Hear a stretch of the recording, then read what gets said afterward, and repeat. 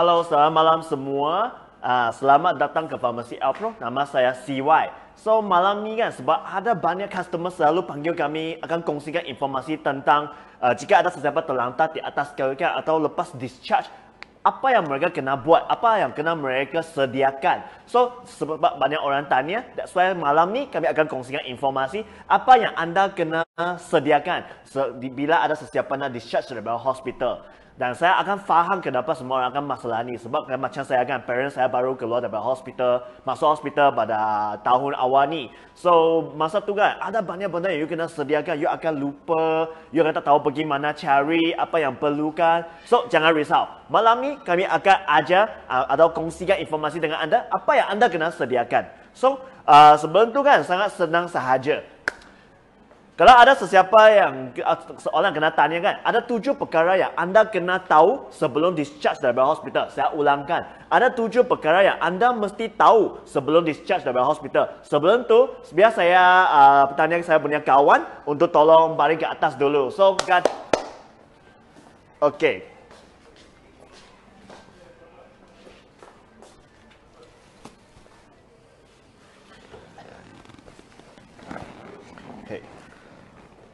So, yang anda boleh tengok ini adalah hospital. Biasanya kan, jika anda ada family atau ahli keluarga yang baru discharge dari hospital, kalau sudah balik rumah kan, of course yang pertama sekali anda kena sediakan satu katil hospital dulu. Okay? Kenapa? Ini adalah untuk senangkan anda untuk menjaga you punya family. Okay. Jika sebenarnya kan, bila dia sudah discharge dari hospital kan, bukan biarkan macam ni sahaja. Sebenarnya ada banyak benda yang anda mesti tahu sebelum discharge. Yang pertama sekali, soalan yang pertama yang anda kena tanya adalah sama ada you punya keluarga ada masalah pernafasan. So, start dengan hidung dulu. You boleh tanya dari kepala sampai kaki. Yang pertama sekali kena tanya dari hidung dulu. Hidung untuk apa? Untuk bernafas kan? So, yang pertama sekali soalan, sama anda you punya family ada masalah untuk bernafas. Lancar atau tak lancar bila dia bernafas. So, jika you punya family kan, bila dia tidak dapat bernafas dengan lancar, ada kesusahan, rasa sesak nafas semua ini, anda kena sediakan apa? Anda kena sediakan oksigen. So, biasanya kami kena sediakan oksigen terapi. Okey. Yang you boleh tengok, kami sudah siap sediakan di tepi sini lah. Okey. Yang anda boleh tengok kan sekarang, kami ada 2 jenis kat sini. Boleh nampak tak? Itu dalam itu screen. Okey. Yang pertama sekali, ini panggil oxygen concentrator. Ataupun senang sikit, you panggil dia mesin oksigen. Yang ini, kami panggil dia oxygen tank. Ataupun tangki oksigen. Sebenarnya kan, boleh bawa kemari untuk tengok, senangkan saja. Sebab itu sangat jauh kan. Boleh ambil dan dekat sikit tengok. Okey. So, sekarang boleh tengok macam ni ya.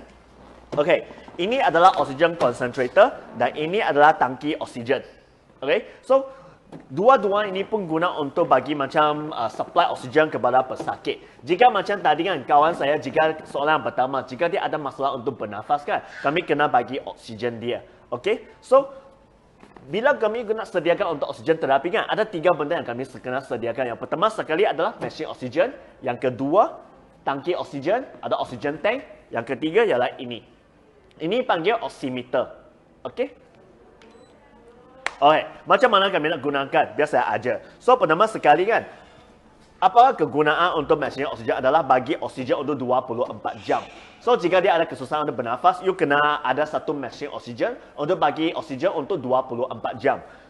Lepas tu, orang akan tanya, jika saya sudah ada mesin oksigen, perlu tak saya guna tangki oksigen lagi? Okey, sebenarnya yes, anda mesti guna tangki oksigen lagi. Okey, so kenapa kami kena tangki oksigen? Tangki oksigen tank ini kan guna untuk masalah emergency. Emergency macam apa? Yang pertama sekali, jika mesin ini tiba-tiba tak boleh guna, macam mana? Malam tak boleh guna, tak boleh bernafas. Apa yang anda kena buat? Tak mungkin kamu biarkan sahaja kan, sebab tak ada oksigen mah. Okey, so maksudnya masa tu you kena guna ini. Sebab ini tak pakai elektrik. Ini boleh guna untuk emergency. So, jika malam tak ada elektrik, ataupun mesin tiba-tiba tak dapat pakai, tangki oksigen ini boleh guna untuk emergency. Okay? Dan yang satu lagi benda lagi, biasanya oksigen, mesin oksigen yang standard ini kan, you boleh nampak sini. 1, 2, 3, 4, 5. Maksimum sampai 5 LPM sahaja. Tetapi kan, jika kami guna untuk oksigen tank kan, dia boleh guna sampai 15 LPM. Okey, ini maksud apa? Maksudnya jika saya ada masalah jangkitan paru-paru, ataupun saya tak macam tiba-tiba sebenarnya paru-paru tak boleh guna, 5 LPM ini mungkin tak cukup. Kalau 5 LPM tak boleh cukup, apa saya kena buat? Saya kena guna 15 LPM, tangki oksigen. So, saya ulang sekali lagi. Jika kami sudah ada mesin oksigen kan, perlu tak kami guna tangki oksigen lagi? Jawapannya, yes.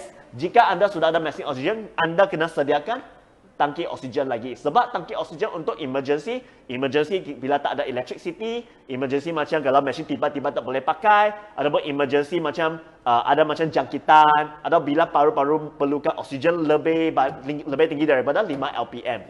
So, ini guna untuk emergency. Kalau tak ada, nanti bila ini tak boleh pakai kan, sangat-sangat bahaya. Dan yang ketiga benda yang anda kena sediakan untuk oksigen terapi adalah oximeter. So, saya akan bagi soalan kepada kawan you. So, kalau macam kawan saya, Gan, kalau dia ada masalah pernafasan kan. Okay, kalau dia ada masalah pernafasan, dia tengah pakai ini. Macam mana saya kena tahu kan, kena bagi dia 1, 2, 3, 4 atau 5 LPM punya oksigen. Power lah. Oksigen boleh bagi 1, 2, 3, 4, 5. Macam saya nak bagi berapa?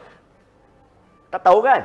Biasanya orang akan cakap, oh sebab doktor bagi saya tahu kena guna 3 LPM, that's why saya ikut sahaja. Sebenarnya kalau macam itu kan, tak tepat. Kenapa? Sebab bila doktor cakap guna 3 LPM kan, itu 3 LPM guna dalam hospital sahaja. Lepas tu biasanya kan, jururawat akan testkan dia punya oksigen setiap jam. Untuk pastikan dia dan adjust berapa oksigen dia perlukan setiap jam. So, bila you punya family sudah balik ke rumah, situasi tidak sama. Bilik itu, saiz bilik tak sama. Itu pengaliran, itu udara pun tidak sama. Lepas tu rumah punya itu temperature, itu suhu badan semua pun tak sama.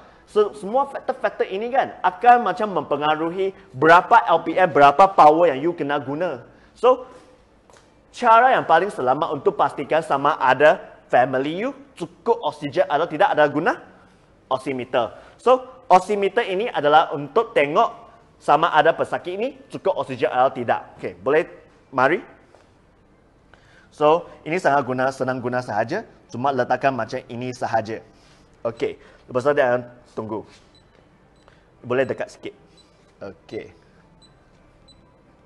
Okey. Nampak tak 98%? Okay? Ini 99. Ini maksud apa? 99% ini maksudnya itu tahap oksigen dalam badan family you. Biasanya kalau bagi orang yang sehat kan, kami punya oksigen kena melebihi 95%, 95%. So macam ni 99 kan? Agak baiklah, agak selamat.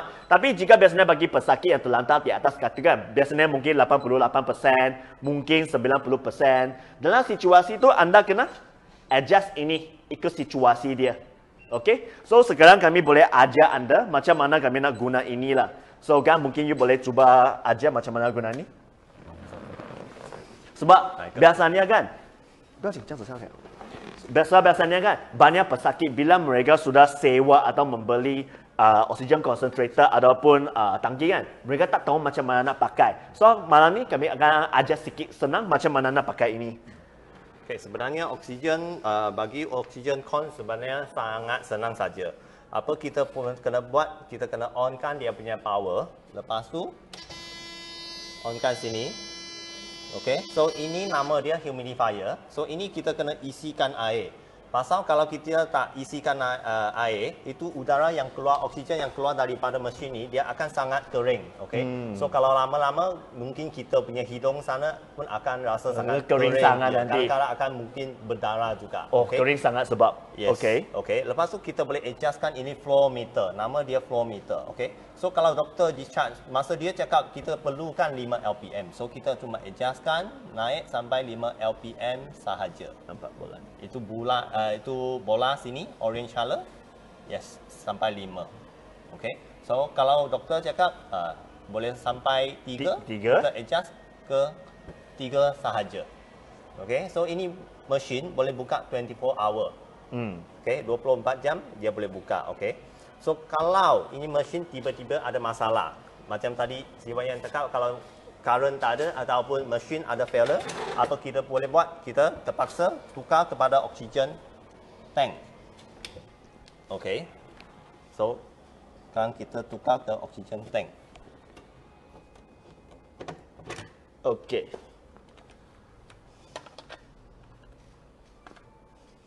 Sama juga dengan mesin oksigen. So, dia punya oksigen, tangki oksigen punya itu udara kan, oksigen kan. Kena masuk ke air ini juga kena membasahkan dia juga. Kalau tak, nanti oksigen akan kering sangat. Bila dia kering sangat kan, orang yang guna tu pun rasa tak selesa punya. Okay, so yang first, kita kena pastikan yang ini flow meter, kita kena tutupkan dulu. Kalau tak, nanti kita bukakan tank, dia punya pressure masuk, ini flow meter dia akan pecah. Okay, sini yang first kena tutup dulu. Lepas tu, kita boleh buka ini. Pusing sahaja. Pusing, okay? You boleh nampak dia naik. So kalau dia penuh, dia akan sampai full. So ini yang pernah dipakai. So dia rendah sikit. Okay? So dia ada macam half, 3 suku berapa, lepas tu full berapa. Biasanya yang full akan sampai 2,000 atau 1,800 pun sudah dekat dengan penuh lah. Yep. Okay? So bila you gunakan, you pakai pusing ini. Yes. Okay, ikut berapa LPM you perlu, kita boleh adjustkan. Yes, betul. Okey. Yang paling penting kena ingat kan, ini tangki oksigen kan, dia punya oksigen akan habis guna punya. Okey. So dia bukan guna untuk 24 jam, dia cuma guna untuk emergency sahaja. Jika saya pakai full 15 LPM, pakai full mungkin tak sampai 1 jam kan, mungkin 45 minit. Dia sudah habis. Agak-agak macam tu. So ini cuma guna untuk emergency, bila memang tak boleh larat, guna ini. Di samping itu hantar ke hospital sebab itu emergency mah. Okay? Sorry, ada orang tanya apa?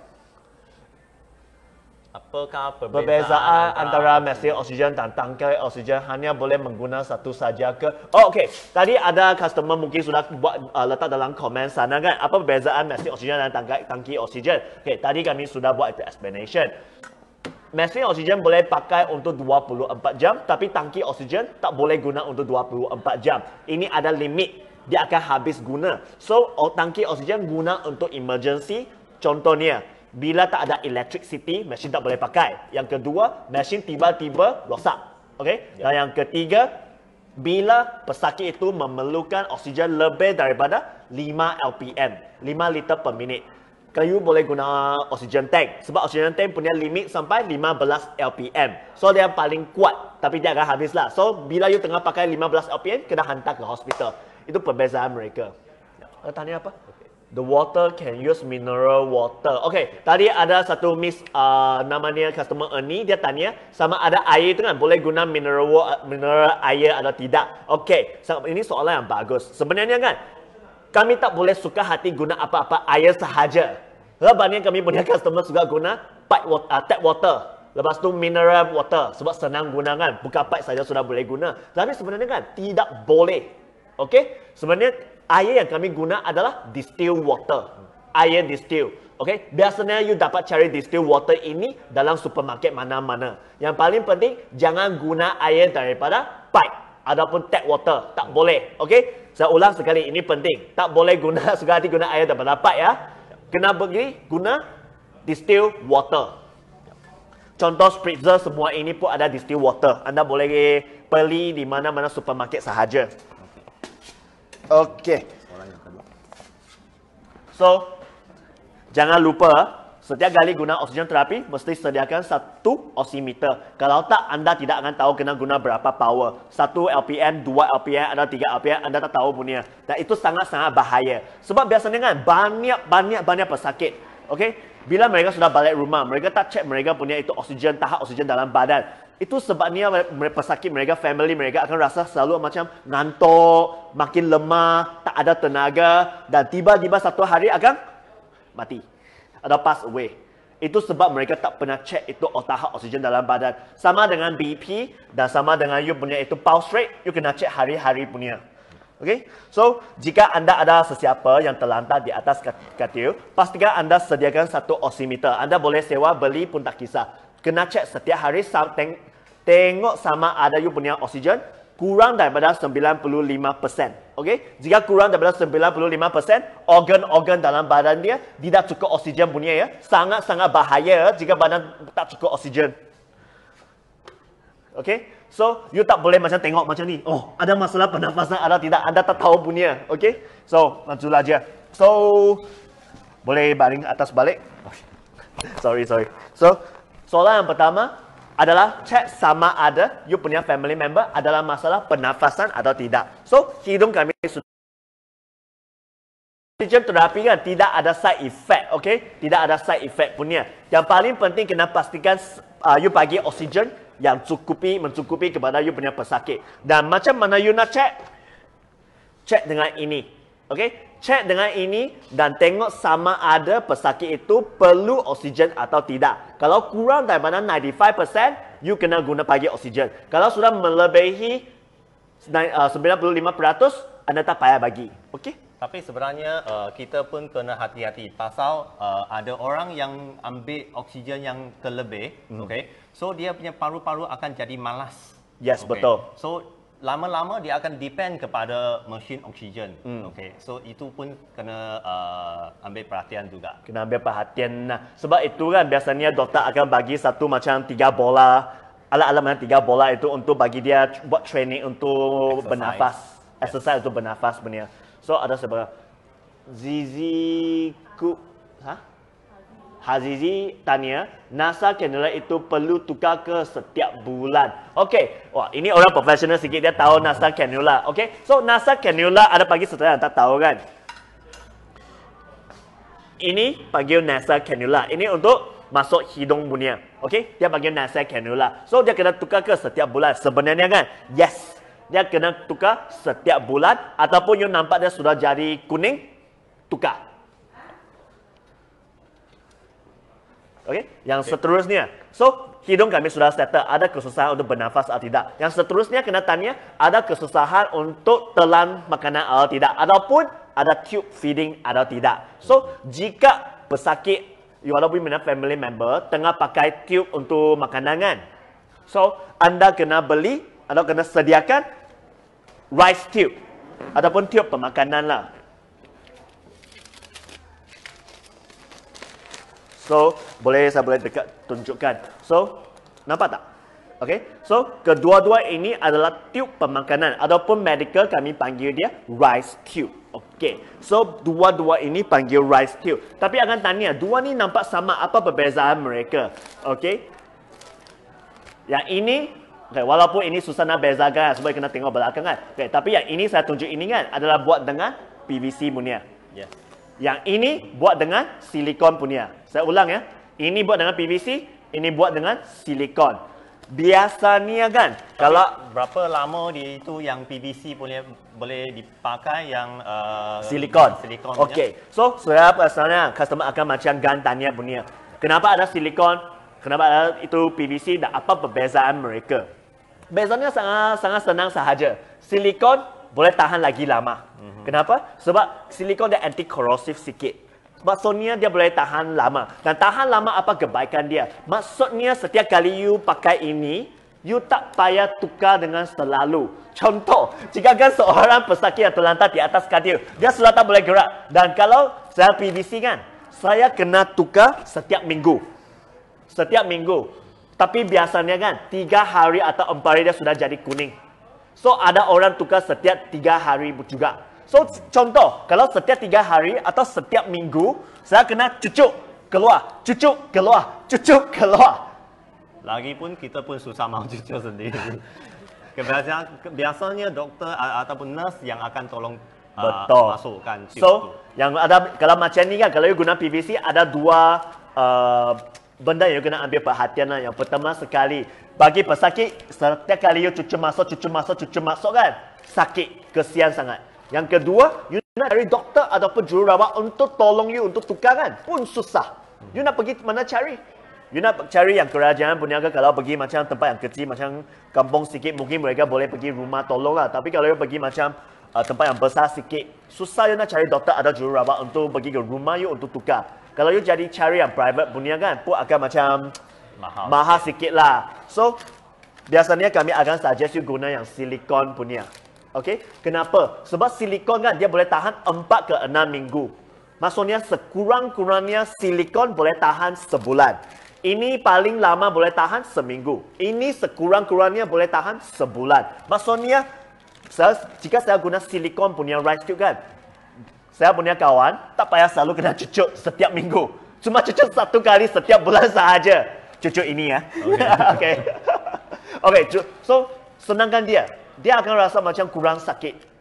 Bagi you punya penjaga, anda pun senang. Kenapa? So, sebab anda tak payah selalu ada masalah bagi cari doktor, atau cari jururawat, atau siapa untuk tolong you untuk tukar. Senang sahaja. Dan ini bukan mahal sangat. So, kenapa masih ada orang beli yang ini? Sebab banyak orang tak tahu ada yang silikon. So, untuk senangkan penjaga dan senangkan pesakit, saya sarankan anda start guna silikon punya rice tube. Yep.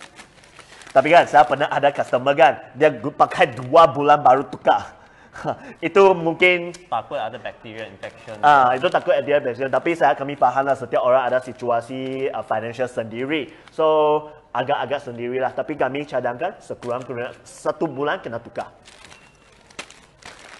Oh, dan satu benda lagi. Biasanya kan, jika anda rasa nak cucuk kan, rasa sakit kan, anda boleh sediakan satu krim namanya lignocaine untuk macam bagi kebaskan dia punya kulit. Sebab you nak cucu masuk ke dalam dia punya stomach kan, perut. Jika anda ada krim lignocaine, dia boleh kebaskan kulit dia supaya bila you cucu masuk kan, tidak akan rasa sakit sangat. Tapi itu krim boleh makan ke? Itu gel sebenarnya, bukan krim. Sebenarnya dia gel. Okay. So, dia akan bagus untuk kulit punya. So, gel you sapu bukan sapu masuk. You sapu yang tube ini. You sapukan tube ini sebab masa you cucu masuk ni kan, dia akan rasa kebas, dia tidak akan rasa sakit atau rasa nak muntah. So, kami sudah tanya soalan untuk hidung, untuk bernafas. Yang kedua, kami kena cek sama ada dia tengah pakai tube feeding atau tidak. Dia ada saya tanya soalan tak? Biasanya orang tua sakit sini sana. Macam mana saya tahu bila kena hantar ke hospital? Oh, soalan ni ya. Okey. Sebenarnya kan, biasanya kalau bagi especially orang tua lah, warga emas, jika mereka sudah tua, biasanya senang dapat ada masalah kecil, masalah ini, masalah itu. Anda mesti akan fikir, sama ada bila ada masalah ni kan, saya kena hantar ke hospital atau tidak. Okey. Biasanya kena tengok situasi, tapi biasanya kami akan suggest anda memantau 5 benda. Saya biasa juga ambil whiteboard. Okey. So, biasanya untuk pesakit yang terlantar di atas katil kan, saya akan suggest setiap penjaga memantau beberapa faktor lah. Yang pertama sekali, memantau dia punya pipi. Okey. So, contohnya kami cubalah.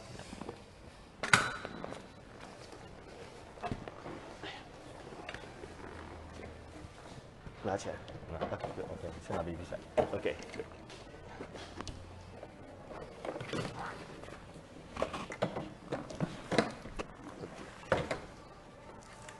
BP meter? 前面。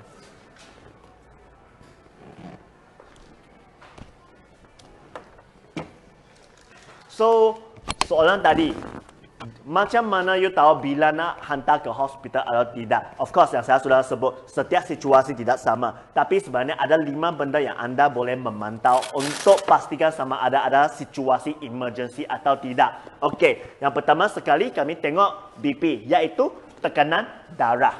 So, anda boleh test macam ini. Biasanya kan, bagi orang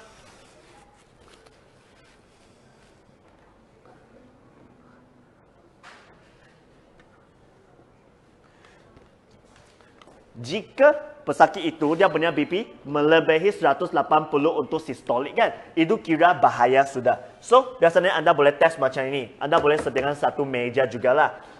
Anda boleh sediakan untuk test. So, yang pertama sekali anda kena test BP.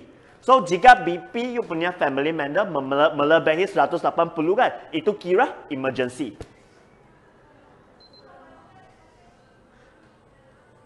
Nanti tunggu dia habis cek.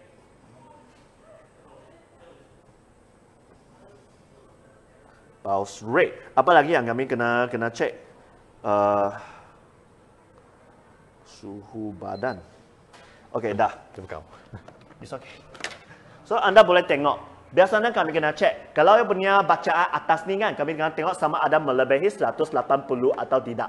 Jika bacaan atas ini sudah melebihi 180 kan, itu kira emergency. Sebenarnya kan, jika dekat dengan 180 kan, tidak semestinya melebihi lah. Jika dekat dengan 180, sudah kira emergency. Sebab manusia jarang melebihi 160, 170. Jarang punya. Biasanya yang sehat akan Kalau orang tua mungkin 120, 130 macam tu sahaja. So anda juga nampak yang bawah ni 85. 85 ini panggil apa? 85 ini panggil pulse rate. So yang kedua anda kena cek pulse rate. Maksudnya dia punya debaran jantung dia. Pulse rate biasanya kan tidak boleh, biasanya dia punya pulse rate adalah 60 ke 100. Ini baru kira normal. Kalau terlalu tinggi atau terlalu rendah, itu kira bahaya. So, BP biasanya adalah 100, kalau baca atas 120 ke 130 lah atas ni. So, yang ketiga, anda kena cek apa? Anda kena cek sama ada dia punya suhu badan 36.5. 36.9. So, biasanya kan, you kena cek suhu badan dia kan, ada sampai 38 atau tidak lah. Of course, 37.1 sudah kira itu fever sudah. Sudah kira ada fever sudah. Dekat sudahlah. Okay? So biasanya kan, jika kami suhu badan sangat-sangat tinggi kan, so biasanya sekarang COVID setiap orang pun ada satu termometer kat rumah kan. So anda boleh test sama ada suhu badan dia terlalu tinggi atau tidak. Jika terlalu tinggi sangat kan, anda boleh cuba bagi dia PCR atau ubat untuk macam tahan itu demam dulu. Jika sudah ambil ubat dalam 2 hari atau 3 hari, dia tak boleh turun. Itu kira emergency. Adapun sudah melebihi 38 degree kan, terus hantar ke hospital sahaja. Lepas tu, yang seterusnya anda kena cek dia punya oksigen. Oksigen yang kami sudah sebut tadi. Ayo, saya mah. So, kami dah sebut tadilah oksigen yang kena cek tadi. Ini, kena guna ini untuk cek oksigen. So, ini panggil oximeter lah. So, tadi oximeter sangat senang cek sahaja. Oximeter cuma letak macam ni. Cek. Ini kena melebihi 95%. So, biasanya kalau bagi orang yang sehat kan, dia punya oksigen level kena more than 95%. Mengenai oksigen concentrator, ada customer tanya, mengenai oksigen concentrator, bekas yang letak air itu boleh dicuci semula atau kena tukar setiap bulan? Kena tukar setiap bulan. Okay? Tidak boleh cuci. Okay? I tahu banyak customer mereka akan rasa, oh macam nampak okey je, saya ulang guna, saya cuci dan ulang guna balik. Sebenarnya kan, itu oksigen. Dia untuk masuk paru-paru munia. You kena bernafas masuk. So, anda tak boleh tengok dengan mata sahaja apa yang sudah tinggal dalam you punya. Mungkin ada kuman, anda tak dapat tengok. So, lebih baik anda tukar setiap bulan. Kalau you tukar bila semasa dia jadi kuning kan, I rasa sudah lewat juga. Okay? So, yang paling penting setiap bulan kena tukar. Ada customer tanya. Encik Lo tanya, macam mana bezakan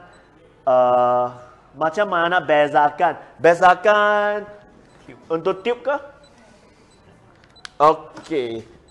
So, I rasa ada satu Encik Lo tanya pasal macam mana bezakan dua-dua tube ini, macam mana satu PVC, mana satu silikon. Cara yang paling senang, anda boleh terus masuk ke farmasi Alpro, tanya staff sahaja. Kalau anda tak tahu mana satu, anda boleh masuk terus tanya, saya nak tube pemakanan silikon. Jika anda masih tak tahu lagi, kalau anda nak cek sendiri, belakang ni ada. Nampak ini ada tulis silikon stop sama tube. Ini adalah yang biasa punya. Biasanya kalau silikon, dia mesti ada tulis silikon. Tapi kalau nak senangkan, terus tanya farmasi Alpro punya staff agar sudah tahulah. Tak payah susah payah. Ada Miss Angel tanya, oximeter periksa untuk apa? Okey. Oximeter ini adalah, ada sesiapa suka iPhone tak? iPhone sekarang yang baru ini kan, dia sudah ada fungsi yang baru, iaitu untuk cek oksigen, tahap oksigen dalam badan kami. Itu stopwatch punya. iPhone ada keluar satu stopwatch, itu iPhone Watch yang baru. Itu fungsi baru dia adalah untuk cek ada berapa oksigen dalam saluran darah anda. Okay? So, ini adalah penggunaan tadi punya oximeter.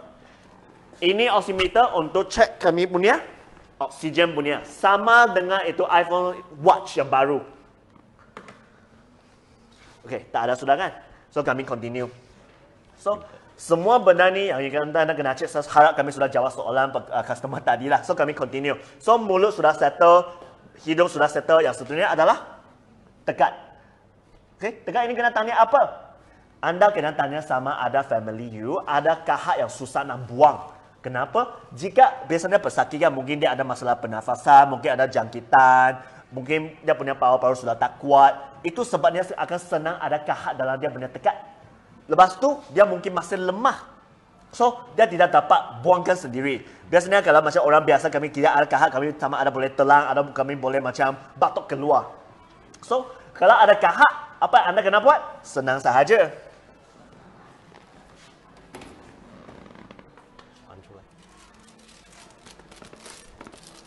Suction character. Saya ambil ini dululah. So, jika... Okey. Nak belakang, nak belakang.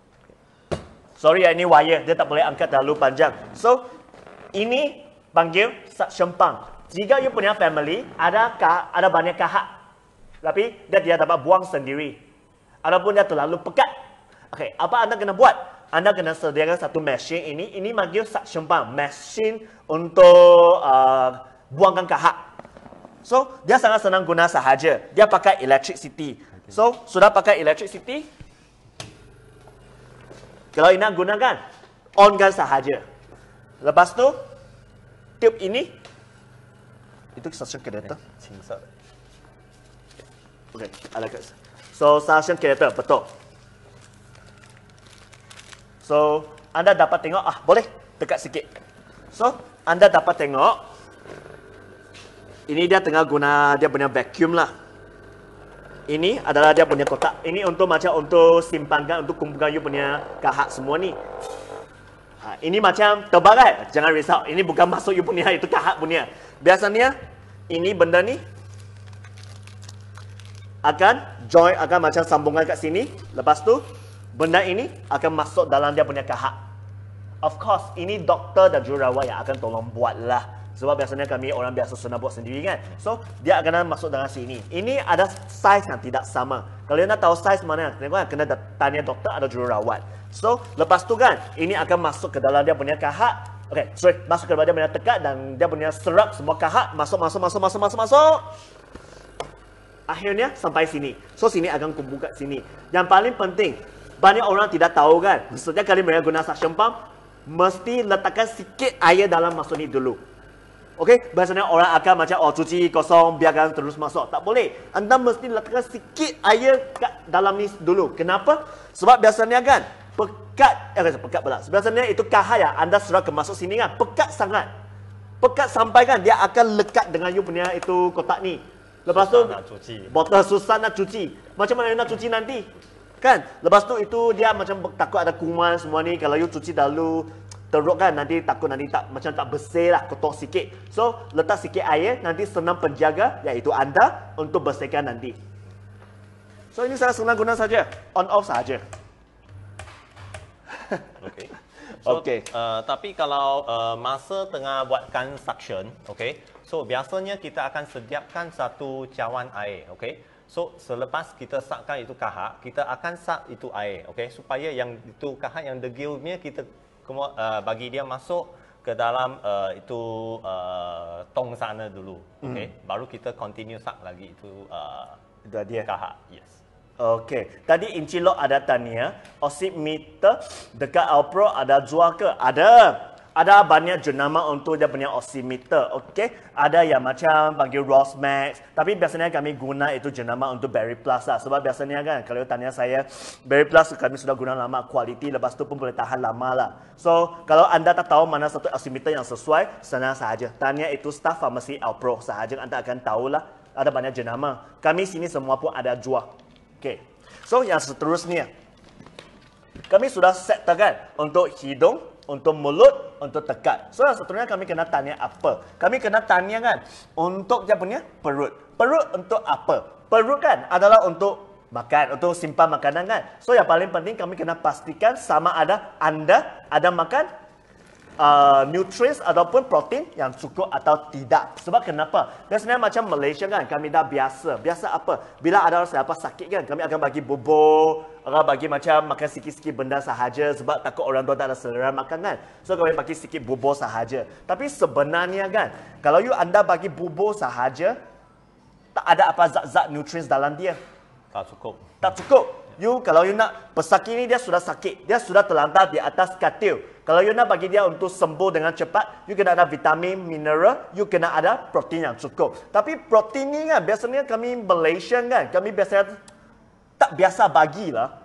Okay? Sebab kenapa? Kami akan rasa pesakit itu tak ada selera makan. Salah. Jika anda tak bagi protein yang cukup kan, pemulihan atau penyembuhan dia sangat-sangat slow punya. So, jangan lupa.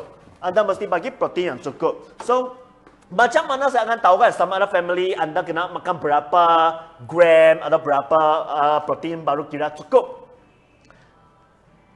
Ada dua cara. Anda sama ada boleh ambil protein yang cukup daripada makanan. Okay, contoh, jika macam saiz satu macam saya punya punch macam ini kan, tangan macam ni kan, saiz ini macam kalau you ambil daging macam saiz macam ni kan, mungkin agak-agak 6 ke 7 gram punya protein. So, jika macam Gan, you punya berat badan berapa? 68. 68. Saya kira 70 lah. So, kira bagi Gan kan, dia 70 kilogram. Dia kena ambil 70 gram punya protein. Senang kira kan? So, jika anda ada 50 kg, anda kena ambil 50 gram punya protein. Setiap kg kena ambil 1 gram protein. So, kalau macam saiz satu tangan ini kan, kalau daging yang lepas saya masak, saiz macam ni agak-agak 6 ke 7 gram punya protein. So, macam Gan dia 70 gram punya protein. So, dia kena ambil 10 kali ini, saiz macam ni, kali 10 ganda. Banyak kan? So, biasanya kan kalau bagi pesakit, mereka tidak dapat makan terlalu banyak sebab mereka tak ada selera makan. Biasanya mereka nak terlampau susah minum sahaja. So, doktor biasanya akan suggest minuman-minuman untuk kesihatan. Okay? Doktor biasanya akan suggestkan minuman-minuman susu. Kenapa? Sebab biasanya susu sekarang dalam kami punya market kan, ada banyak jenama. Susu macam contohnya banyak orang tahu, contoh macam Ensure. Ini ada banyak macam vitamin, ada banyak mineral, ada banyak macam protein yang badan dia, ada karbohidrat yang badan dia perlukan. So, biasanya doktor akan kira berapa scoop. Mungkin anda akan rasa terkejut, kenapa satu hari saya kena apa yang macam 18 scoop untuk sehari. Itu sebab doktor dan nutritionist atau pakar pemakanan, mereka sudah kira ikut dia punya berat badan, berapa scoop dia perlukan sehari. Biasanya anda akan jimat-jimat sikit kan. Tak apalah 18 scoop, saya bagi 10 scoop sahajalah. Kalau you bagi macam tu kan, pesakit ini mungkin tidak ada cukup zat-zat nutrients dan itu energy untuk recover. So, anda ada beberapa cara. Satu, ambil macam makan dengan biasa, tapi saya rasa itu susah. So, biasanya doktor akan bagi macam contoh yang minuman macam susu, macam Ensure.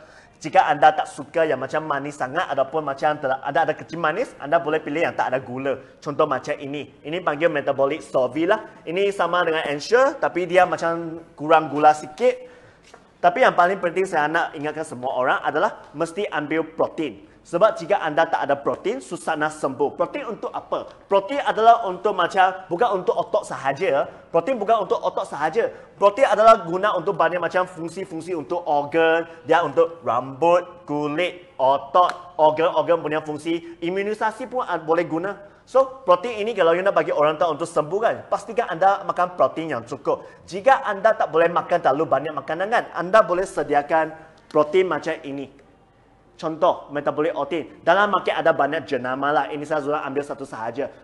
Ambil ini kan panggil metabolic oat. Ini dia mengandungi protein yang sangat-sangat concentrate punya. Supaya you tak dapat makan, dia tak perlu makan banyak. Contohnya kalau anda kena makan ini Ensure kan, mungkin anda kena makan 20 scoop. Kalau guna dengan metabolic oat ini, untuk dia punya itu protein, anda mungkin tambah sikit, anda boleh kurangkan mungkin ke 15 atau 14 scoop macam tu. Tapi kena ada pakar pemakanan untuk kira untuk anda lah. So, saya cuma nak ingat, jika anda nak sembuh dengan cepat, pastikan ada macam tambah protein. Ada customer tanya? Ada customer tanya apa? Mini Lim tanya, ada apa susu yang mempunyai protein yang bagus? Okey. Sebenarnya kan dalam market ada banyak jenis lah. Tapi kalau yang paling terkenal ada dua macam ini. Yang satu adalah Ensure. Okey, yang satu adalah Ensure. Banyak orang sudah tahu ini kan. Ensure dia ada protein yang tinggi sebab dia ada HMB juga. HMB ini pun bagus untuk pemulihan kami punya protein, otot, semua ini. Kalau sudah ada masalah otot kan, boleh guna ini. Kalau tapi kan dia ada macam kalau orang yang tak suka yang manis sangat, macam kurang gula punya, anda boleh guna yang Metabolic Energo. Dia macam dengan Ensure tapi gula dia akan kurang sikit.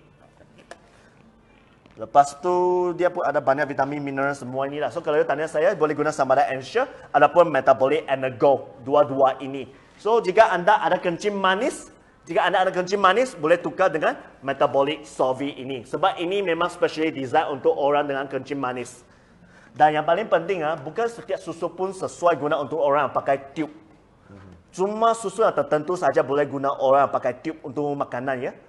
Susu apa yang sesuai untuk pesakit yang tengah pakai tube. So saya sudah jawab tadi lah, bukan semua susu yang sesuai. So susu yang saya sebut sini, Metabolic Solvi, Metabolic Energo ataupun Ensure baru sesuai. Sebab dia punya itu size, dia punya itu powder kan, tidak sama. Can we put the air mattress on the bed without any mattress below it? Ini kami jawab nantilah sebab belum sampai sana lagi. Itu ada kaitan dengan ini bed punya. Itulah sekarang kami akan jawab, okey?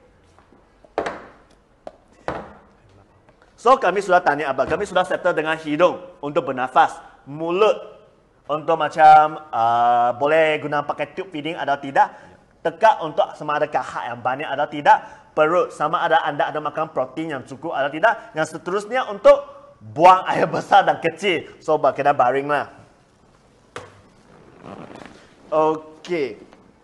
Biasanya kan dalam Malaysia, biasanya dalam Malaysia kan, kami dah biasa jika ada sesiapa yang tak boleh gerak terlantar di atas katil, kami akan biasa bagi apa?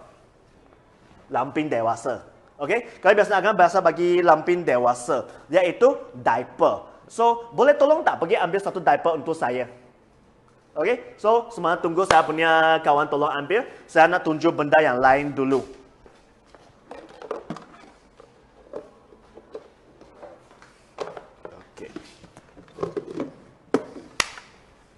Mana satu pun boleh lah. Contoh ya, biasanya kan dalam Malaysia kan, di Malaysia kami dah biasa jika ada siapa terlantar di atas katil, kami akan terus guna diaper sahaja. Kenapa? Sebab setiap orang akan rasakan kalau saya guna diaper, senang jaga. Senang jaga. Kenapa? Senang tukar, pakai sahaja, bila perlu saya buang sahaja. Tapi kan, saya nak ingatkan semua penjaga, mesti ingatkan perasaan pesakit juga. Jika anda sudah tua satu hari nanti, anda mesti tak nak pakai itu lampin dewasa juga kan? Anda tak nak pakai diaper juga kan? So, kalau situasi itu benarkan kan? Contohnya kalau kawan saya kan, dia masih boleh buang air, dia masih boleh kencing, dia masih boleh buang air besar sendiri, lebih baik tanya dia dulu. Okey, dan jangan terus start dengan diaper. Kenapa? Sebab kami sebenarnya ada banyak pilihan. Contohnya, kalau dia masih boleh kencing, anda boleh terus guna uriner dulu. Anda boleh guna terus uriner dan kencing ke atas katil. Kalau dia terus pakai lampin dewasa, dia akan rasa malu. Dan ini tidak bagus untuk kesihatan mental dia nanti. So, jika dia boleh kontrol, boleh guna uriner bagi dia kencing. Kalau anda buang air besar, dia boleh guna yang ini. So, ini macam mana guna? Senangkan sahaja. Yang paling penting, mungkin rollkan ke tepi sahaja. Terus masukkan sini. Dan baring balik itu. Dan buang air besar macam ini sahajalah. Okey. So, dua-dua benda ni sebenarnya bagi orang yang masih boleh kontrol untuk buang air kecil, untuk kencing dan buang air besar. Tapi kalau tak boleh kontrol?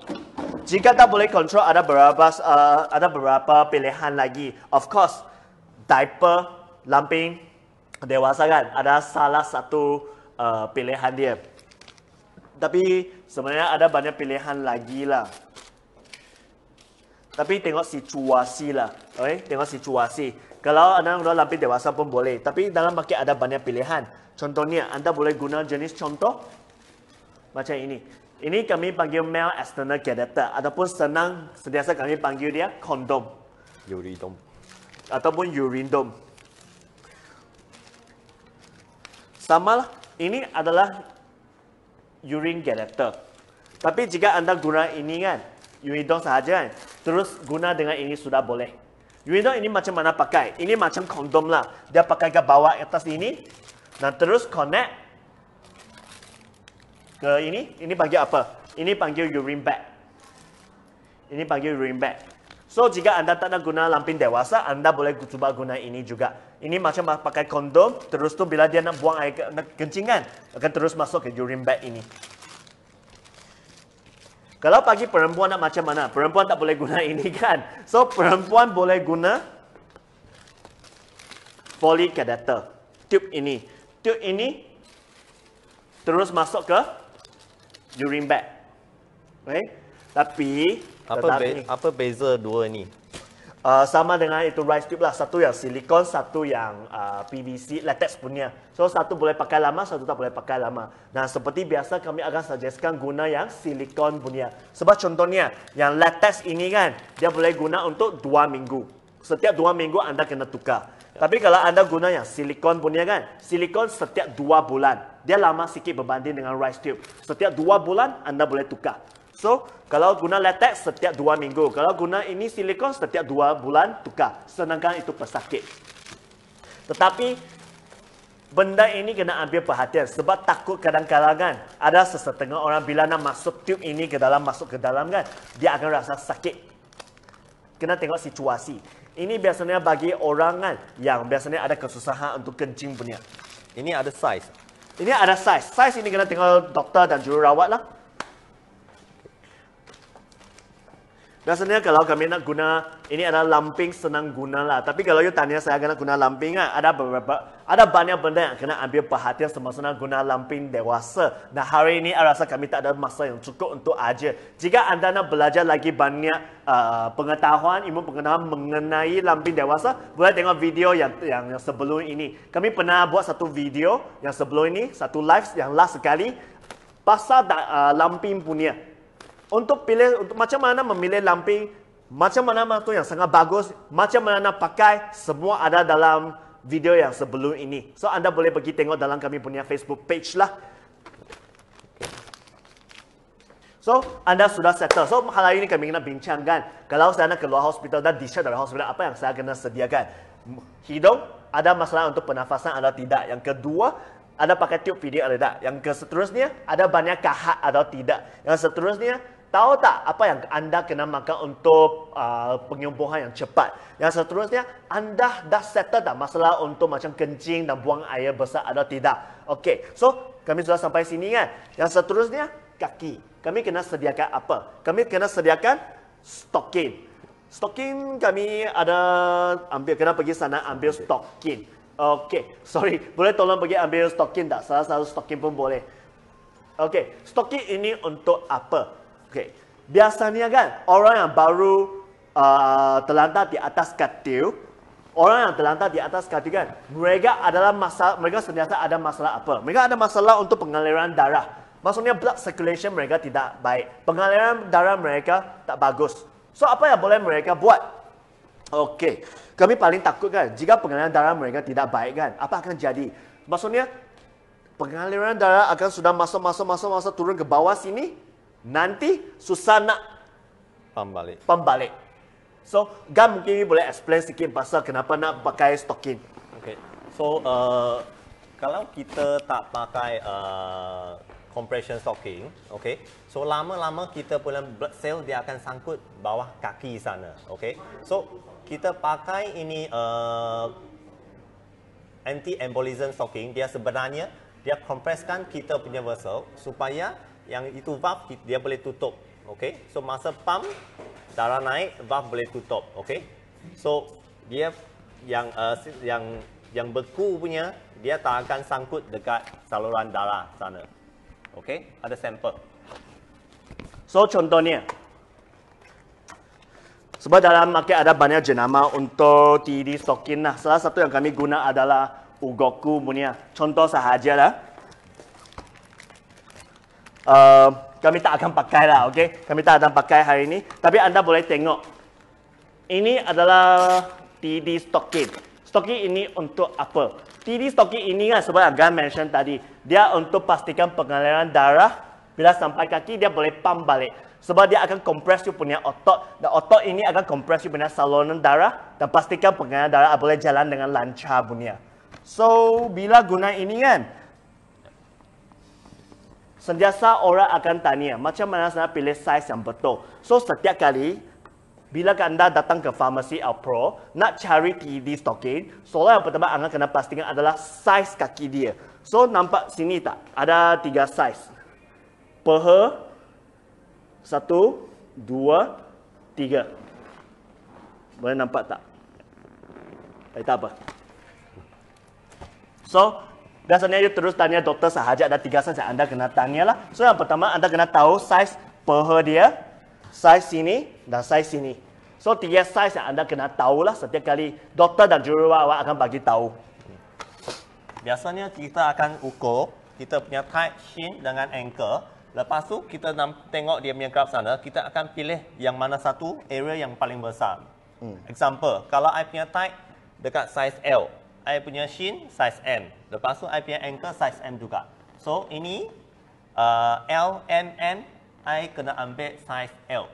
So ini adalah size yang untuk I. Okay. Satu lagi, kita boleh cek masa kita tengok ini stocking, okay, anti-embolism stocking, kita boleh nampak dekat bawah sini dia adalah jenis open toe, okay. So ini supaya boleh kasih doktor ataupun nurse tengok sama ada kita punya saluran darah dari jari kaki kita ada tukar warna ke tidak. Yang paling penting ini bukan untuk bagi you keluarkan you punya toe punya. Ini akan letak kat sini, bawah sini punya. Yes. Okey, supaya untuk apa? Sebab kadang-kadang orang kan dia belikan saiz yang salah, ketat sangat. Bila you beli saiz yang salah terlalu ketat kan, nanti darah tak jalan. Darah tak jalan. Sepatutnya dia tolong dengan pengaliran darah kan, nanti tak jalan. Apa akan jadi? Dia akan jadi hitam, biru macam tu. Kulit akan jadi biru. Macam tu maksudnya terlalu ketat. Anda kena beli satu yang lagi longgar sikit. Okey? So, ini adalah TED stocking. TED stocking sangat penting. Banyak orang bila dia tak guna TED stocking, senang dapat stroke kali kedua. So, bila anda sudah kena stroke, pengaliran darah sudah tak baik, anda mesti guna compression stocking. Sebenarnya, setiap pesakit yang terlantar di atas kaki mesti guna compression stocking. Okey? Tapi kadang-kadang banyak orang tu rasa panas tak suka pakai. Ya, okay? Sebenarnya perlu. Perlu. Itu kena ambil perhatian. Jangan sebab terlalu panas, tak pakai. Okey, kami sudah tanya semua benda kan. Dan yang last sekali kan, ada satu benda yang sangat penting punya. Iaitu, anda kena tahu sama apa itu bad sore. Adapun melecet. Okey, 10 orang yang masuk hospital, mungkin 10 orang masuk, mungkin ada 6 atau 7 orang akan kena melecet ataupun bad sore. Apa maksud itu? Maksudnya belakang dia ada luka, bad sore. So, biasanya kan, jika belakang ada luka, itu teruk atau tidak? Sangat teruk. Kenapa? You fikir, kalau pesakit ini sudah sakit sangat, sudah ada stroke semua ni, sudah ada accident, dia tak boleh gerak. Tetapi dia terpaksa baring. Dia sudah terlantar di atas kaki kan. Jika masa ni belakang dia ada luka, apa akan jadi? Dia akan jadi lagi teruk, sebenarnya terpaksa baring. Okay? So, luka itu akan jadi lagi besar. Bad sore ataupun melecet ini, kenapa dia akan jadi? Sebab yang pertama sekali, ada pressure, ada tekanan. Setiap kali dia tidur sudah lama kan, kulit sini ada tekanan. So, satu ada tekanan. Yang kedua, sebab pengaliran darah tak lancar. Pengaliran darah tak boleh masuk ke kulit belakang. Bila dia tak ada pengaliran darah ke belakang kan, dia tak ada oksigen, dia tak boleh hantar nutrien-nutrien ke kulit sini. Dan bila ada tekanan, basah, ada peluh, dia akan jadi luka. Bila dia jadi luka, sangat-sangat susah nak sembuh. So, kami sentiasa bagi cadangan kepada setiap pesakit. Bagi setiap pesakit yang terlantar di atas katil, lepas discharge, anda mesti tahu macam mana nak mencegah bad sore. Sebab bila you kena satu kali, susah nak sembuh, anda akan buang banyak duit untuk nak macam bagi dia sembuh. Tak pasti boleh sembuh lagi ya. So, sekarang hari ini yang paling penting, yang last sekali saya kena ajar anda, macam mana anda, apa yang kena anda buat untuk mencegah bad sore. So, mungkin Gan boleh bagi sikit info, macam mana kan mencegah. Okay, so yang first thing, kita kena buatkan repositioning. So maksudnya kalau I baling dekat dengan posisi sini untuk lama sangat, okay? So kita kena pusingkan patient itu ke Ataupun saya buat tepi. example lah, you buat dengan atas saya. Biar saya adjust dengan ini dulu.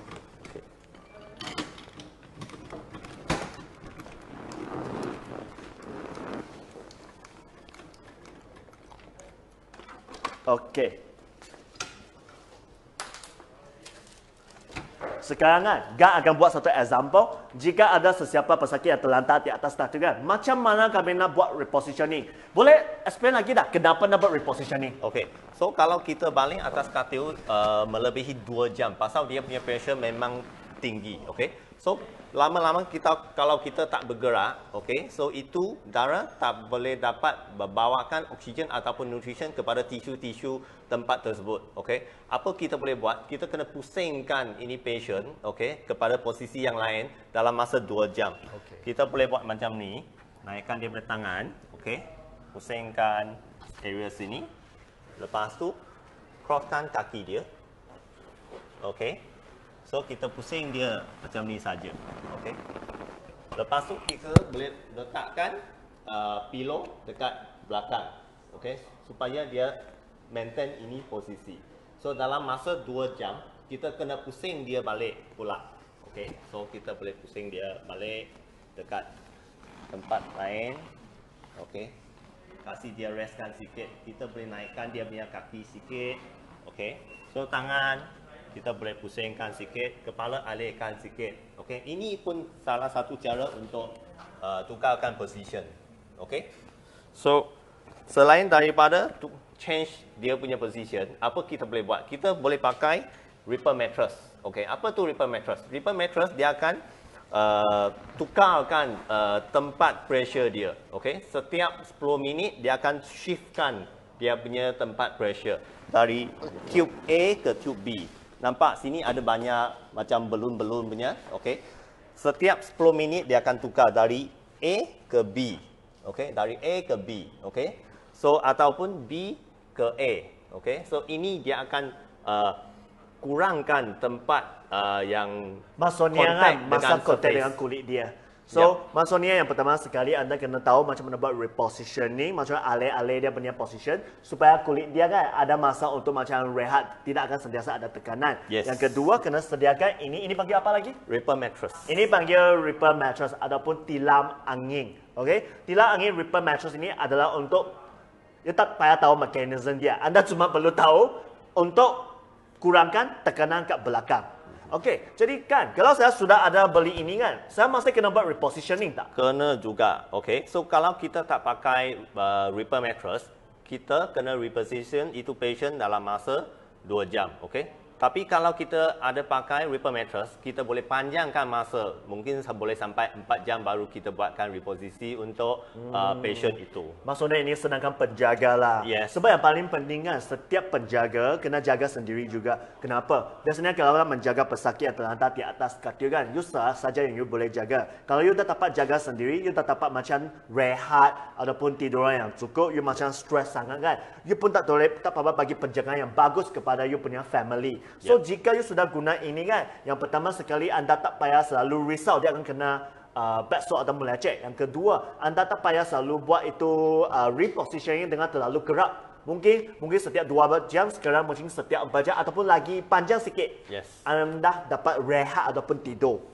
So, ini akan senangkan penjaga. Yang paling penting, ini ada berapa jenis? Cuma satu jenis sahaja kah? Okey, sebenarnya ada banyak jenis dalam market, okey. Oh, okay. So tapi yang biasa kita boleh nampak punya adalah bubble. Satu jenis adalah tubular punya. Macam mana?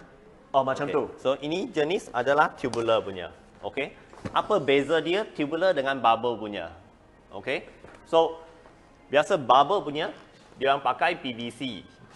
Okey. So tapi untuk tubular punya dia akan campurkan material nylon dan PVC. Nylon ataupun PU dengan ataupun cover dia nylon dan PU. Okey. So dia punya tebal dia sampai 4 inch. Tapi yang biasa bubble punya cuma 2.5 inch sahaja. Okey. So dia punya pressure relief ini bubble punya kurang sikit kalau compare dengan yang tubular punya. Okay. Maksudnya dengan kesimpulan dia, ini advance sikit, ini basic sikit. Yep. Kalau saya tak silap kan, biasanya kalau biasanya anda kena tanya dulu, sama ada belakang sudah ada luka atau tidak. Kalau jika anda belakang punya cuma merah-merah, ataupun belum ada lubang, anda boleh guna yang basic. Ya, untuk prevention. Betul. Jika anda belakang sudah ada lubang, sudah ada luka, tak kisah berapa dalam lah. Kalau sudah ada lubang, ada luka, anda mesti guna yang tubular, tubular yang advance punya. Ataupun kami kena tengok berat badan juga. Jika berat badan anda sudah melebihi 100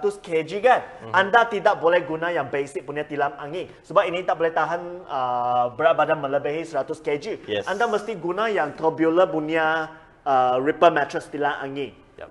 Okay? Yang jenis ini boleh sampai 140 kilo. Betul. So, kami ulang saya balik lah. Jika anda ada macam pesakit, ada family member yang terlantar di atas katil kan. Yang pertama sekali anda kena tanya, ada kesusahan untuk bernafas atau tidak. Yang kedua, anda ada pakai tube feeding atau tidak. Yang seterusnya, anda ada banyak kahak, susah nak buang atau tidak. Yang seterusnya, anda kena cek sama ada makan protein yang cukup atau tidak. Jika tanpa protein yang cukup, susah nak sembuh. Sebab mungkin you akan beli banyak benda ni. Tapi kalau tak ada protein yang cukup, tak ada bahan-bahan untuk pemeliharaan dia. Okey? Protein sangat penting. Seterusnya, anda sudah siap sediakan semua benda-benda untuk buang air besar atau kencing. Jika anda nak senang, terus guna lampin lah. Tapi saya nak ingatkan semua orang lagi, kena jaga kesihatan mental pesakit. Sebab bukan setiap orang suka pakai lampin. Walaupun senang guna. Okey, yang seterusnya kena pastikan ada pakai stocking atau tidak. Stocking macam ini atau tidak. Ini adalah untuk mencegah stroke kali kedua. Sebab dia pastikan pengenalan darah boleh jalan dengan lancar. Yang last sekali, yang paling penting iaitu mesti sedia tilam angin. Jika tanpa tilam angin, anda akan senang dapat melecet atau back sore. Bila anda kena, huyo, susah atau you. Kalau berat 100 kg, susah pakai mana satu? Okey. Jika badan melebihi 100 kg, senang pakai yang ini punya. Nampak tak ini? Yang macam satu tiup punya. Jenis tubular. Tubular punya. Yep. Yang jenis ini macam satu biji. Ini panggil bubble ataupun basic. Tubular ataupun panggil advance. Okey. Tadi ada satu customer tanya, okey. So kalau pakai Ripper mattress perlu tak pakai tilam dekat bawah? So, sebenarnya kita perlu pakai tilam. Mesti pakai. Dekat bawah. Yes. Okay. Sebab jika anda tak ada guna mattress, sebab kalau sudah ada tilam angin kan, anda jika tak guna macam tilam yang macam hospital mattress kan, ini senang rosak nanti. Okay. Pasal dia punya ketinggian baru 2.5 inch sahaja. Okay. So, kalau kita baling dekat atas, dia punya pressure mungkin tak cukup untuk tahan itu berat badan patient. So, itu kita perlukan satu mattress dekat bawah. Ada soalan tanya, do you have a website to check on this product? Oh, maksudnya kalau check ini ke? Untuk Ripper mattress ke? Okay. Ini Ripper mattress kan, kalau yang paling terkenal dalam Malaysia kan, kami panggil dia Apex. Apex Dormus. Okay? Apex Dormus. Dia ada Dormus 1 dan Dormus 2. Jika anda kan nak sediakan macam tilam angin, nak cari itu Ripper mattress, kami cadangan guna Apex Dormus. Kenapa? Sebab Apex Dormus kan dia ada banyak benefits yang orang lain tak ada. Yang paling penting dia sudah certified dalam MDA. Apa MDA? MDA maksudnya setiap bagi produk ni kan kena certified dalam government dulu sebelum you guna untuk pesakit. Dalam Malaysia banyak benda elektronik atau banyak benda pesakit yang tak ada MDA. Tapi Apex Dormus ini confirm ada MDA. Okay? Kalau nak apply untuk MDA tak senang nak approve pun tak senang Lagipun brand ini sebenarnya kalau kita pergi US FDA punya website, kita pun boleh nampakkan dia punya produk sebenarnya ada register dalam US FDA punya website. Oh, okay. Kesimpulannya benda ini sudah certified dan ada register punya. Bukan semua Ripper mattress atau tilam angin ada register dalam KKM Malaysia punya MDA ya. So, jika anda nak pastikan mana satu yang sudah register, mana yang tak register, tak payah ingat. Cari Apex Dormus sahaja. Apex Dormus sudah ada kat dalam Malaysia, jual dalam Malaysia sangat-sangat lama sudah. So, confirm guarantee punya. Will this product suitable for healthy elderly person? Of course. Yeah. Boleh. Jika anda kan ada masalah contohnya, jika anda sudah macam tua sikit, pengalaman dah tak bagus, kamu bukan orang yang sangat physically aktif, kamu takut nanti belakang ada luka, ada melecet, pengalaman dah tak bagus, anda boleh guna, tak ada masalah. Orang biasa pun boleh guna punya. Yep. Sebab ini macam tilang angin sahaja mah, dia tak ada macam kesan sampingan punya. Yep. Yang paling penting, dia murah. Dia bukan sampai ribu-ribu, bukanlah. 200-300 sudah boleh dapat. Senang saja. Yang paling penting, ini kan, contohnya yang basic ini kan, mungkin cuma tak sampai RM300, 299 sahaja. Tetapi, dia dapat mencegah anda daripada dapat bad sore. Jika anda dapat bad sore, you kena spend lebih banyak duit untuk cure kan. Sangat banyak. Ribu-ribu pun tak pasti boleh sembuh. Yes. So, of course, lebih baik buat pencegahan dulu. So, ini sangat penting, harap semua orang dapat bagi semua orang tahu masalah ini semua. So, sudah 8.30, rasa kami sudah hampir nak habis dengan kami punya live lah. So, kalau ada apa soalan lagi tak? Kalau tak ada soalan, kami boleh buat sampai sini sahaja lah. Yep. Okay. So, sudah tak ada soalan. Terima kasih sebab tengok kami punya live hari ini. Harap semua orang dapat belajar macam mana nak jaga pesakit yang terlantar di atas katil. So, terima kasih. Dan harap next sekali ada apa-apa topik anda nak belajar kan, bagi tahu kami lah. Terima kasih. Selamat malam. Bye-bye. Thank you.